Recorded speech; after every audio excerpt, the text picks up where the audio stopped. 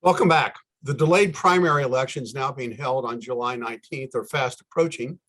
Finally, there is polling data regarding the candidates and where they stand.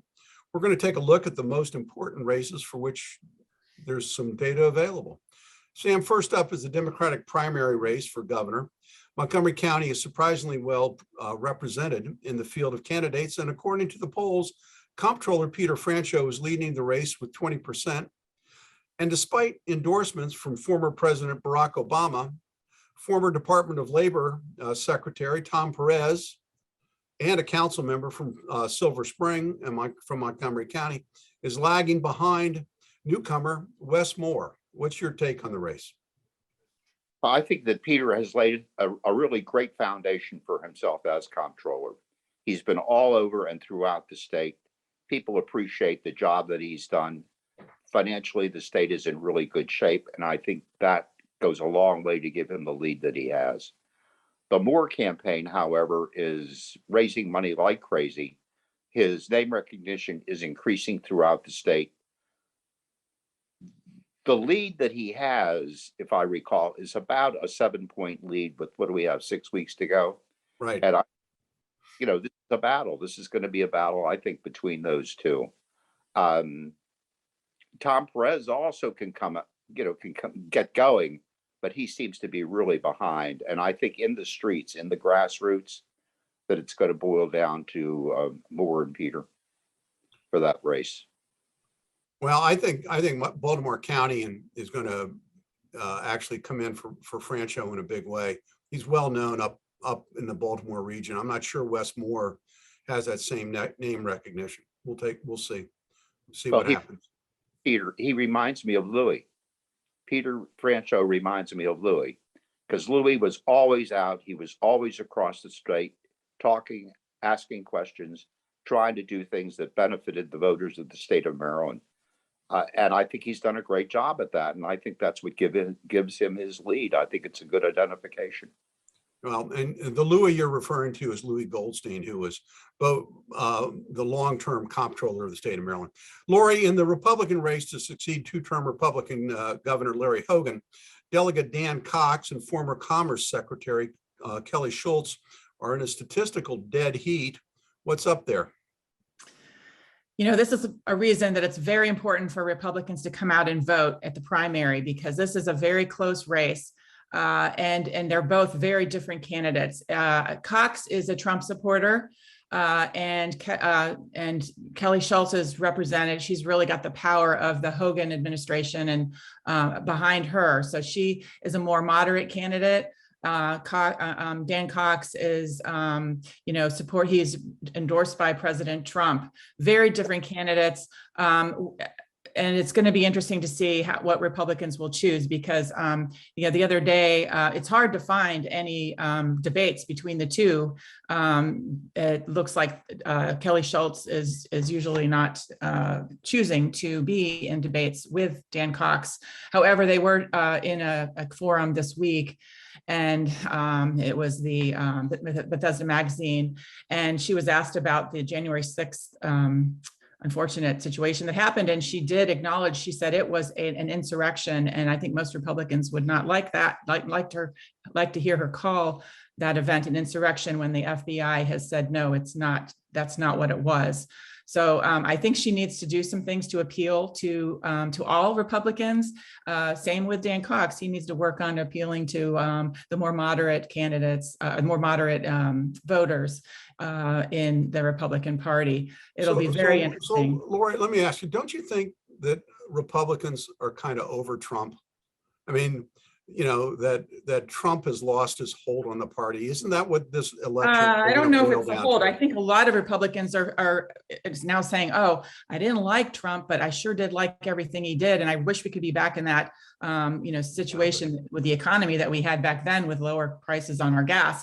And everything else. I feel like a lot of policies of the Democrats have created this major inflation issue. So I believe, I think Governor Hogan, was extremely popular, and I think Kelly Schultz is cut from the same cloth. He is very popular, and I think most Republicans would still vote for him again. And so it, and they're both very good people. I really like both of them a lot as human beings. And I'm not going to say which one I support, one or the other. We got to keep moving. Yeah. We got to go to on our next race. And this also goes to you, Laurie. It's the statewide race for Attorney General to succeed Brian Frosch. Mm-hmm. Montgomery County resident and former 21 This Week panelist Jim Shalek received the endorsement of the Washington Post, but he has a primary opponent, Michael Perutka. Who's going to win that primary, Laurie? Or do we know enough about it?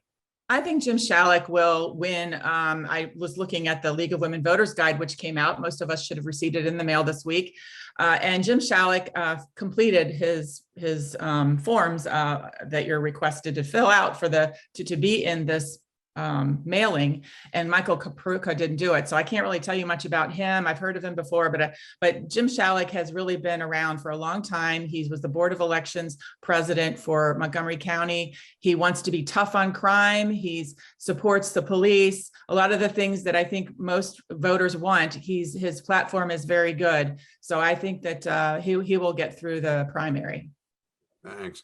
Sam, let's turn and look at the Democratic candidates. Is it a surprise that former Lieutenant Governor and Congressman Anthony Brown is leading his rival District Court Judge Katie Curran O'Malley, given her pedigree that she is the wife of the former governor and daughter of the former long-term serving Attorney General? One would think that would give her an advantage in a statewide election.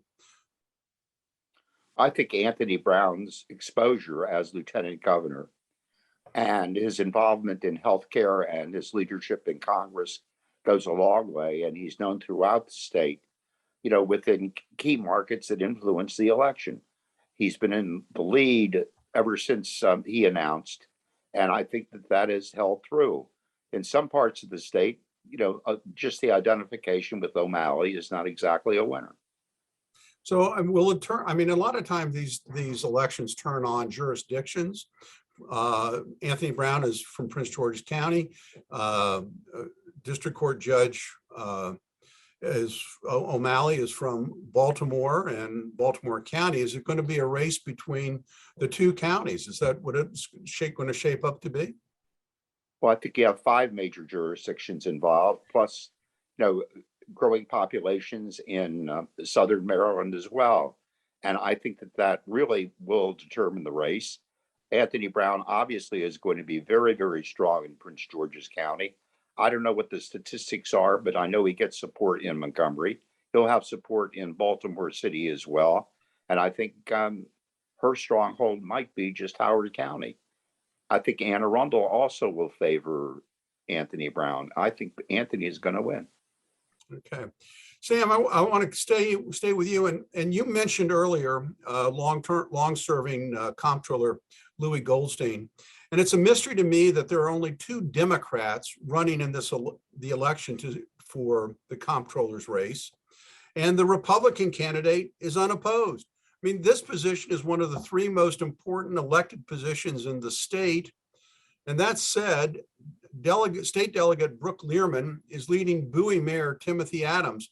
But does anybody know who the heck they are? Well, they certainly do know her in Baltimore City, where, as you said, she has a background as a delegate. She has a law background. I think she's a great candidate. But her best tool, so to speak, or aid, is her dad, Terry Learman, who has been involved in state politics throughout the entire state, backing a lot of Democratic candidates in a lot of races. And I think that gives her greater name recognition than being on her own and the advantage, and she's going to win. So, Laurie, given the poor name recognition, perhaps, of the Democratic candidate, does Harford County Executive Barry Glassman, who's running unopposed, have a chance in November? Yes, he is well qualified. Glassman is for no tax increases. I think even Democrats say that they want that now. He's kept a AAA bond rating in his county. He's got 30 plus years of public service.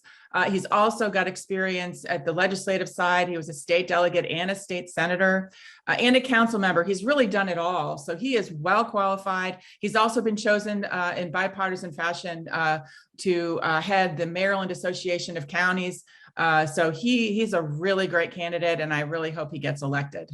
Yeah, Hartford County is more and more important in, I guess, in growing, in its position near Baltimore. So he may have some name recognition going in, but we got to turn to what is the most important race for Montgomery County residents, and that's the county executive race. There's not much data on it, so we're just going to have to go with, our best instincts on this. Sam, I'll start with you, and, with the disclaimer that you are an ardent supporter of the current county executive, Mark Elrich. But, let's be frank, when Tom Hucker got out of the race, didn't that hand the nomination to Mr. Elrich? No, I think in the early polls that were produced back in February, with maybe a follow-up poll within the past week or so, Mark's figures have increased and his base has increased. And whether Tom was in the race or not, or Hans Riemer was in the race or not, was irrelevant. It's always been a two-horse race. Got a guy who last election spent $5.4 million of his own money to get this seat. And the interesting thing is that he only raised $300,000 from supporters. And most of that $300,000 came from the business community. And because he's not a publicly funded candidate, it didn't take many people to raise that amount of money. Where on the contrast, you have Mark, who is a publicly funded candidate. The most one can contribute to his campaign is $250, of which $150 is matched. He's very close to maxing out. And it shows the difference in the races. On one side of the race with Mark, you have wide-based support throughout the entire county, deep into the roots, and a campaign that is being run in the roots with people going neighbor to neighbor, door to door, and showing that kind of support, which has been increased, plus the fact that for the past 4 years, he's done very well from the county, from crime to education to transportation. I mean, it's just no. This is an unpaid political advertisement, Sam. I got to go on. I got to go on to Laurie. Laurie, tell us. At this second, let me just finish this. We got to go on. Got to be scared when your opponent will spend $5 million. It ain't over, as Yogi Berra would say, till it's over, and that's how the Mark's people look at it. Well, you didn't mention his opponent's name was David Blair, and he came within 77 votes. We only have a very short period of time. Laurie, tell us about the Republican candidate, Reardon Sullivan, who is a Montgomery County businessman and chairman of the Republican Central Committee. He's an impressive guy. He is very impressive. And as Sam said, it's not over till it's over in the general election, because he's going to beat whoever makes it through the primary. He's got a very commanding presence. He's been a great new president or chairperson of the MCGOP, making a lot of changes, increasing the database so we can reach more Republicans. We have more Hispanic American candidates than we've ever had before. He's reaching out in the community. Great guy, and he's the only Black person in the race. I think he's going to appeal to Democrats and Republicans. He's a moderate Republican. It's not like, I think some people will really be appreciative of many of his platform. He's really got some great ideas. Thanks, Laurie. It looks like we've ran out of time. We're not going to be able to discuss whether inflation in the economy will be the most important election issue. We'll have to put that off till next week. So stay tuned for parting shots when we come back from the short break.